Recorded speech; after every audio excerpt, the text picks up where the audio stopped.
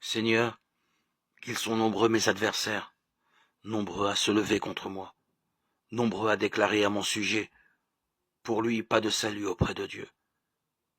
Mais toi, Seigneur, mon bouclier, ma gloire, tu tiens haute ma tête. À pleine voix, je crie vers le Seigneur. Il me répond de sa montagne sainte. Et moi, je me couche et je dors, je m'éveille. Le Seigneur est mon soutien. Je ne crains pas ce peuple nombreux qui me cerne et s'avance contre moi. Lève-toi, Seigneur. Sauve-moi, mon Dieu. Tous mes ennemis, tu les frappes à la mâchoire. Les méchants, tu leur brises les dents. Du Seigneur vient le salut.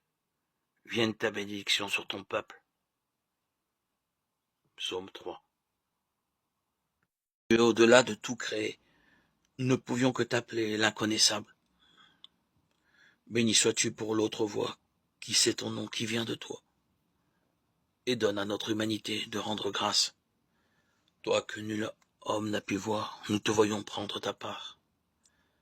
De nos souffrances, béni sois-tu d'avoir montré sur le visage bien-aimé du Christ offert à nos regards ta gloire immense. Toi que nul homme n'entendit, nous t'écoutons. Parole enfuie là où nous sommes. Béni sois-tu d'avoir semé dans l'univers à consacrer des mots qui parlent aujourd'hui et nous façonnent. Toi que nul homme n'a touché, nous t'avons pris. L'arbre est dressé en pleine terre. Béni sois-tu d'avoir remis entre les mains des plus petits ce corps où rien ne peut cacher ton cœur de Père. Jésus, tu t'abandonnes entre les mains du Père. Recevons de lui la force dans l'épreuve pour partager avec lui la gloire du royaume. Tu es digne, Seigneur notre Dieu, de recevoir l'honneur, la gloire et la puissance. C'est toi qui crées l'univers. Tu as voulu qu'il soit. Il fut créé. Tu es digne, Christ et Seigneur, de prendre le livre et d'en ouvrir les sceaux. Car tu fus immolé, rachetant pour Dieu au prix de ton sang des hommes de toute tribu, langue, peuple et nation. Tu as fait de nous, pour notre Dieu, un royaume et des prêtres, et nous régnerons sur la terre. Il est digne, l'agneau immolé, de recevoir puissance et richesse, sagesse et force, honneur, gloire et louange.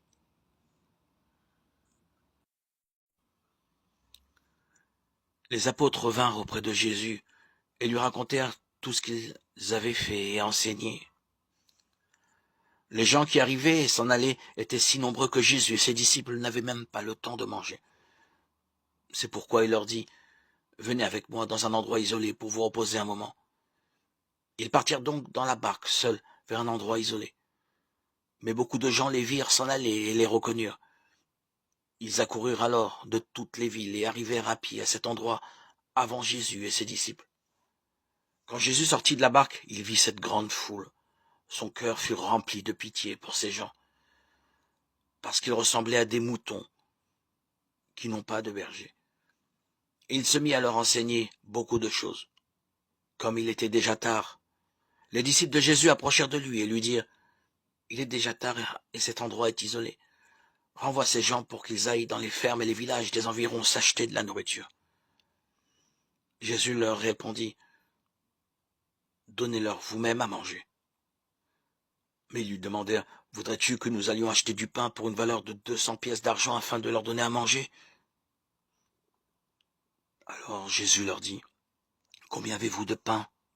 Allez voir. » Quand ils se furent renseignés, ils lui dirent, « Nous avons 5 pains et aussi 2 poissons. » Ensuite, Jésus ordonna à ses disciples de faire asseoir tous les gens par groupe sur l'herbe verte. Et ils s'assirent en rang de 100 et en rang de 50. Puis Jésus prit les 5 pains et les 2 poissons, leva les yeux vers le ciel et remercia Dieu. Il rompit les pains et les donna aux disciples pour qu'ils les distribuent aux gens. Il partagea aussi les 2 poissons entre tous. Chacun mangea et eut assez de nourriture.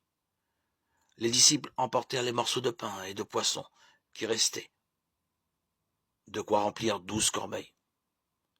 Ceux qui avaient mangé les pains étaient au nombre de 5000 hommes.